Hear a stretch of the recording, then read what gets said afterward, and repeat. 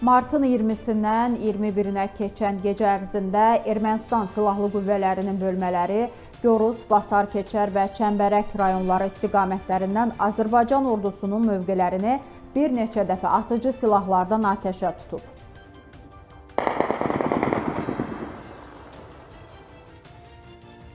Azərbaycan Müdafiə Nazirliyinin bu barədə məlumatından sonra qarşı tərəf həqiqəti yenə gizlətməyə çalışıb. Lakin kənd sakinlərindən birinin çəkdiyi video sayəsində bu məsələ Ermənistan mətbuatında gündəmə gəlib. Qeyd olunub ki, Ermənistan Müdafiə Nazirliyi sərhəddə atışma olmadığını bəyan etməklə reallığı gizlətməyə çalışır.